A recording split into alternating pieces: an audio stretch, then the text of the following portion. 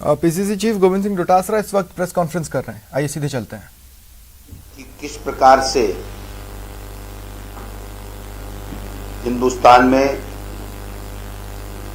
जनता के वोट से जीती हुई केंद्र की सरकार जो जासूसी, फोन हैंगिंग करवा रही है वो आप सबके सामने है। मोदी सरकार ने चारों स्तंभों के ऊपर हमला किया है, चाहे वो न्यायपालिका हो, चाहे वो कार्यपालिका हो, चाहे विधायिका हो, और चौथा स्तंभ जो मीडिया को माना जाता है उसके ऊपर भी उन्होंने जिस प्रकार से जासूसी करा करके एक जो इजरायली निगरानी सॉफ्टवेयर स्पाईवेयर पेगासस के द्वारा देश के तमाम विपक्षी पार्टियों के प्रमुख नेतागण, अपनी पार्टी के कई वरिष्ठ नेतागण, मंत्री, पत्रकार, चीफ जस्टिस ऑफ इंडिया के से जुड़े हुए महिलाओं और कई लोगों के निगरानी करवा करके फोन हैकिंग करके निजता का हनन किया है,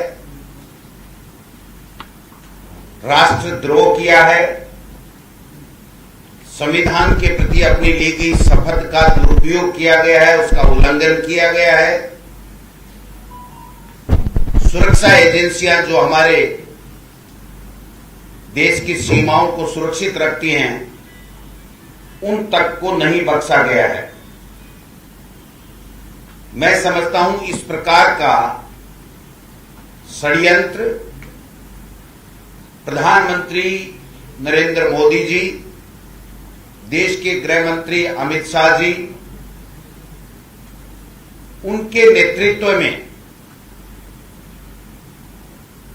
करना और उसका जवाब भी नहीं देना, इससे बड़ी कोई दुर्भाग्य की बात हमारे देश के लिए हो नहीं सकती। सत्ता में बैठे लोग किसी भी वर्ग को बख्श नहीं रहे हैं। हमारे नेता राहुल गांधी जी के स्वयं के, उनके जो भी निजी स्टाफ है 8-10 लोग, उनके सबके मुख्य चुनाव आयुक्त, भारत सरकार के जो कैबिनेट मंत्री हैं, राज्य मंत्री हैं, उनके, और यहां तक कि राजस्थान की पूर्व मुख्यमंत्री वसुंधरा राजे जी के निजी सचिवों के,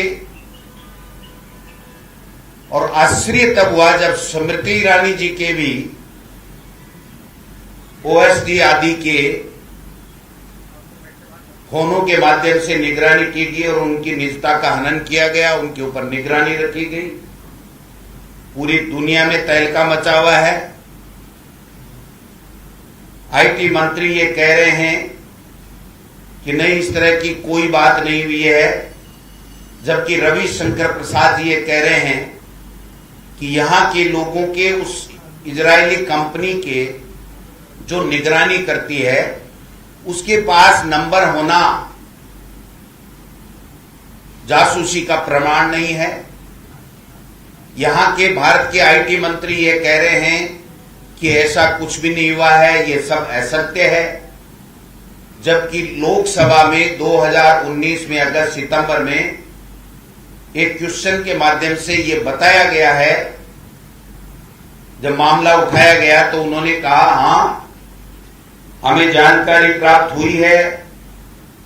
हमने एनएसओ जो एक समूह है जो ये सॉफ्टवेयर बनाती है निगरानी के लिए, उसको नोटिस दिए हैं। ये सॉफ्टवेयर वो इजरायली कंपनी केवल सरकार को देती है, इसके अलावा किसी को नहीं देती है। ऐसे में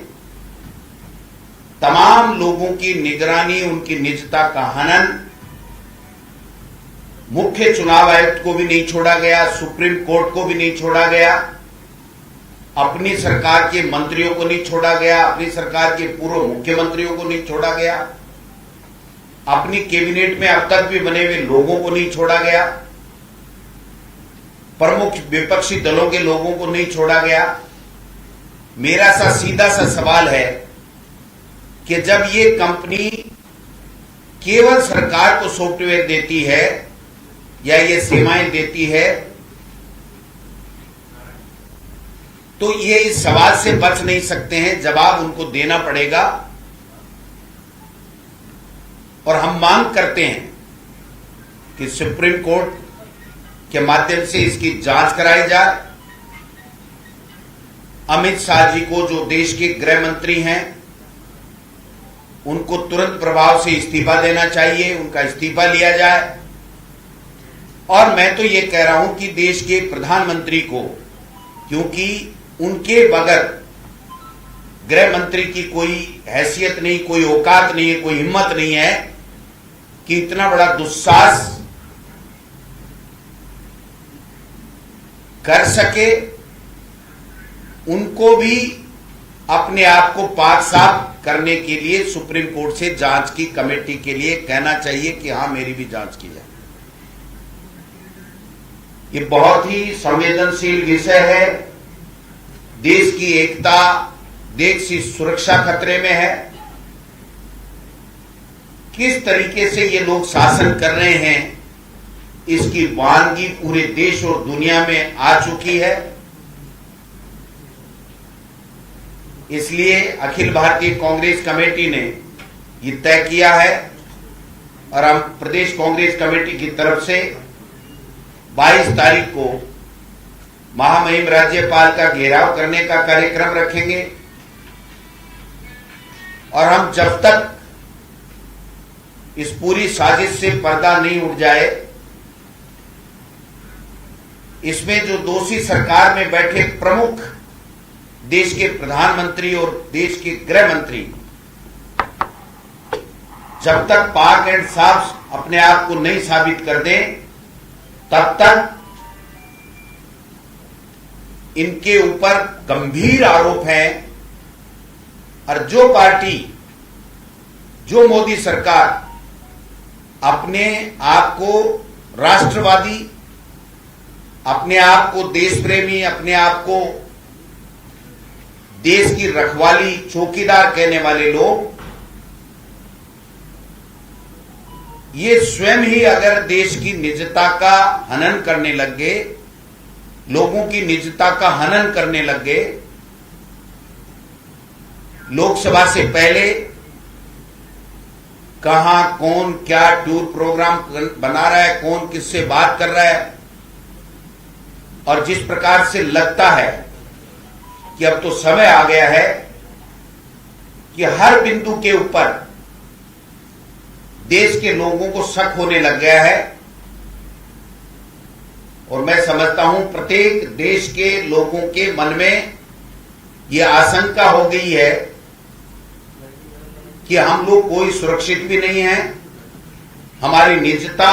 का कोई मायना नहीं रहा है इस देश के अंदर। और जितने भी फैसले न्यायपालिका की तरफ से आ रहे हैं, अब इस प्रकरण के बाद में तरह तरह के सवाल उठने खड़े हो जाएंगे। इसलिए न विधायिका को इन्होंने छोड़ा, न कार्यपालिका को इन्होंने छोड़ा। और यहां तक भी आप देखिए कि जो आईटी मंत्री बनाए गए हैं, उनकी पहले जासूसी की गई कि क्या ये हमारे फेवर में है कि नहीं है। ये जो मंत्रियों को हटाया गया है,